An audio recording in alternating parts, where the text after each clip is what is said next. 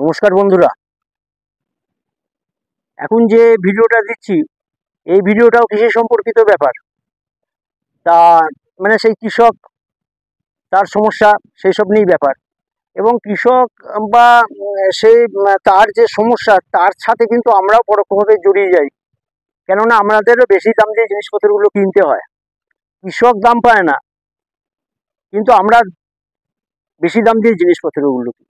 আর বাজারে সাধারণত একটা কথা দেখবেন সবসময় ঘোরে, সবার মুখেই ঘোরে, কৃষকদের মুখে তো আছেই কথাটা, যে তেল সারের দাম বেশি।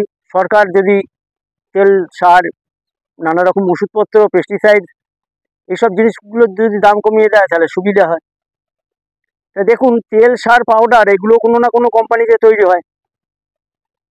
তা সরকার তো শিল্প নয়, শিল্পপতি নয়, সরকার চাষিও নয়। তা সরকারের কাছ থেকে এই ধরনের চিন্তা ভাবনাগুলো আমরা করি বটে, যে সরকার সাহায্য করে না বা সরকার এই জায়গাগুলো দেখে না, কিন্তু সরকারের ব্যাপারটা নয়। বেসরকারি উদ্যোগে সার বা ওষুধ এসব যে তৈরি হয় বা যেগুলো বাজারে পাওয়া যায় সেগুলো সবই প্রাইভেট কোম্পানি। তারাও র মেটেরিয়ালটা বাজার থেকে কিনছে দাম দিয়ে, তাদেরও লোক লেবার খাটিয়ে, মেশিন খাটিয়ে, পুঁজি খাটিয়ে তারপরে তারা প্রফিট করছে। তারা এবার কীভাবে কম দামে দেবে? এবার প্রশ্ন দাঁড়া গেল সরকার ভর্তুকি দিয়ে প্রশ্ন। ভর্তুকির প্রশ্নতেও কিন্তু যে কৃষি দাঁড়িয়ে যাবে তার কিন্তু কোনো স্থিরতা নেই। যদি ভর্তুকি দিয়েই হতো, আমরা কিন্তু বিগত দিনে দেখেছি বহু কৃষি ঋণ মুকুব হয়েছে। কই কৃষক কি দাঁড়াতে পেরেছে? সেই তো কৃষক মানে কৃষির প্রবলেম তো রয়েই গেছে। তা কৃষি ঋণ মুকুব হয়েছে, কৃষি পণ্য যাতে হাতে ধরে রাখার মতন ক্ষমতা থাকে বা তার যাতে আর্থিক উন্নতি হয় সেই জন্য কিষাণ ক্রেডিট কার্ড ফার্ড অনেক কিছু হয়েছে, সরকার করেছে, অস্বীকার করার জায়গা নেই, কেউ অস্বীকার করতে পারে না এগুলো। কিন্তু চাষের উন্নতি কোথায় হয়েছে? আমরা তো বেশি দাম দিয়ে জিনিস কিনি, এটাও তো ব্যাপার। বলুন, আমরা বেশি দাম দিয়ে জিনিস কিনছি, এদিকে দেখতে পাচ্ছি চাষি দাম পাচ্ছে না, চাষি বলছে আমার লস হয়ে যাচ্ছে। এটা কি করে হচ্ছে? 10 টাকার মালটা আমরা কিনছি 50 টাকায়, 40 টাকাটা তাহলে কি হচ্ছে? শুধু কি ট্রান্সপোর্টেশন কস্ট? প্রফিট কত? প্রফিট? তাই এরকম নানা প্রশ্ন দাঁড়িয়ে যাচ্ছে এর মাঝখানটায়। এ নিয়েও আমি আর একটা ভিডিও দেবো, যে কত হওয়া উচিত, কিরম হওয়া উচিত। দ্বিতীয় কথা হতে দেখুন, আজকে যেটা বলছি উদাহরণটা, এটা হচ্ছে একটা আনারস দিয়ে, সাধারণ আনারস। গত সিজনে হয়েছে, গত বছরটাতে আনারস এই অঞ্চলটাতে মানে প্রায় ধরুন, আমি যে জায়গায় ঘুরি সাধারণত আমার এখতিয়ার প্রায় ধরে রাখুন স্কোয়ার কিলোমিটার 40 এরকম আছে। তা আমি ওই 40 কিলোমিটারের মতন জায়গায় ঘুরে ঘুরে নানা জায়গা থেকে নানা হাট বাজার এসব দেখেছি, সব জায়গাতেই ঘরে বিক্রি করছে আনারস 70 টাকা করে। বড় বড় মোটামুটি আনারস 70 টাকা, 70 টাকার নিচে নেই মার্কেটে। তা আমি 2-3 জায়গায় দর করেছি, 70 টাকা বলেছে, নিইনি, পোষায়নি আমার। এরকমই একদিন এক রবিবারে আমি এক বাজারের ধার দিয়ে যাচ্ছি দুপুরবেলা, রবিবার দুপুরবেলা, একদম ফাঁকা রাস্তাঘাট। তা দেখছি এক জায়গায় ভর্তি করে আনারস ঢেলে বিক্রি করছে দুজন। তার ভেতরে একজন বেচছে আর একজন ওই আনারস ছাড়ানোর ফলে যে ওই মাথার দিকে যে গাছের মতন যেটা থাকে সেটা ফেলা রয়েছে, তার উপরে গামছা পেতে সে শুয়ে আছে। তা আমি ওকে গিয়ে জিজ্ঞেস করলাম আনারস কত করে? তো ও বলছে আনারস দাদা 50 টাকা করে। সবাই বেচছে 70 টাকা করে, ও বেচছে 50 টাকা করে।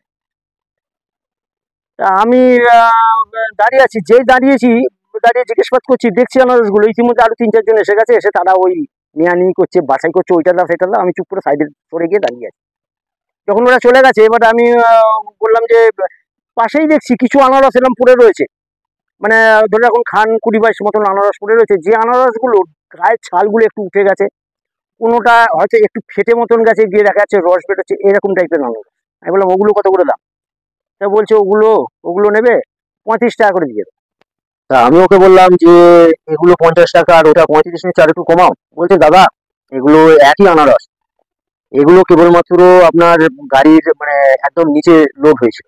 ওই গাড়ির যে ভেতরে অ্যাঙ্গেল থাকে, বল্টু থাকে, বা কখনো ঝাঁকুনিতে নিচের তলার আনারসটা বেশি চাপ পড়ে গেছে, তার ফলে এই ড্যামেজ হয়েছে এই আনারস।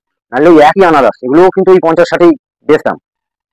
তা আমি দেখলাম যে কথাটাও ঠিক, আর আনারসগুলোও ভালো। তা যখন ওই কথাটা বললো, তাই আমি বললাম দুটো আনারস দাও। 200 টাকার নোট বার করেছি, তাই বলছে 3টে নিয়ে নাও, 100 টাকায় দিও।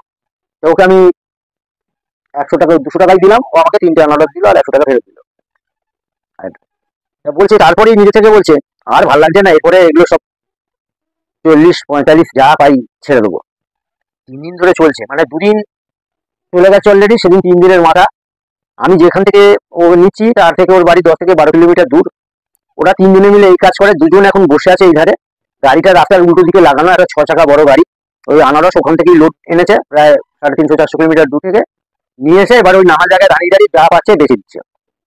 এবং আমি যা বুঝলাম, লাভটা তো কেউ কাউকে পুরোপুরি বলে না, যা বুঝলাম ওদের যা লাভের ব্যাপার, সে লাভ ওদের উঠে গেছে। মাল বিক্রি যা যা এখন আছে ওটা ওদের বাড়তি। ওরা যেটুকু পরিমাণ লাভ করার কথা, মানে যেটা ওদের আশা, সেটা ওদের পুরোপুরি পূরণ হয়ে গেছে। আর একজন এতক্ষণ পর্যন্ত বিক্রি করে যে টাকাটা পেয়েছে সেই টাকাটা বাড়িতে রাখে গেছে, টাকাটার পরিমাণ বেশি হয়ে গেছে বলে। এইটা শুধুমাত্র বললাম যে আনারসের ক্ষেত্রে দেখুন, সবাই 70 টাকা করে বিক্রি করছে, ওই একই জায়গা থেকে কিন্তু আনারসগুলো আসে।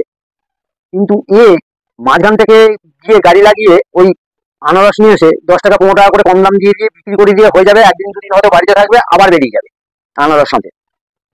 এখন আনারসের সিজন আনারস করছে, আবার অন্যান্য সিজনে অন্যান্য কাজগুলো করে। তা যদি এই ক্ষেত্রে মানে মিডিল ক্ষেত্রে সংখ্যা বেড়ে যায়, কম্পিটিশন তৈরি হয়, তখন কিন্তু দেখা যাবে যে ওখানে যেটা উৎপাদন হচ্ছে সেই চাষি বাঁচবে, এবং তার ফলে আমরা 5 টাকা 10 টাকা করে হলেও জিনিসের দামটা কম পাবো, এবং এর ভেতরে ফাটকাবাজিটা তাহলে আর হবে না। যদি যারা যারা আছে, ধরুন 10 জন আছে ওই জিনিসটা করে, 10 জন যদি ঠিক করে নেয় যে আমরা ওখান থেকে মাল নিয়ে আসছি 50 টাকা করে 15 টাকা করে আমরা পিসেল যে কোনো ভাবে লাভ রাখবো, ওরাই মার্কেটে মালটা ছাড়ছে, ওরা যদি সবাই 15 টাকা করে লাভ ধরে রেখে ছাড়ে, তাহলে আমাদের কিছু করার নেই। কিন্তু যদি এই সংখ্যাটা বেড়ে যায়, তখন কিন্তু ওই 10 জন গ্রুপ করে আর কিছু করতে পারবে না। তখন কিন্তু দেখা যাবে ওরা যদি গ্রুপ করেও চলে, তাও অন্যান্য লোকেরা এরকম মাঝে মাঝে এনে মাল ঢেলে দেবে, দিয়ে দেখা যাবে যে তার ফলে ওরা আর ওই দাম বাড়িয়ে রাখতে পারবে না, ওরাও দাম ছেড়ে দিতে বাধ্য হবে। এটাই হলো ব্যাপার, মানে কম্পিটিশন দরকার সব জায়গায়। একটা কম্পিটিশন যেমন বলে ব্যবসা ক্ষতি করে, কিন্তু কম্পিটিশন আবার উন্নতিও করে। তা যেহেতু মনোপলি বিজনেস হয়ে গেলি, মিডিল ম্যান যদি মনোপলি হয়ে যায়, তাহলে কিন্তু সমস্যা, ওদিকে চাষিও মরতে থাকবে, এদিকে আমরাও জিনিসপত্র বেশি দাম দিয়ে কিনতে বাধ্য হবো।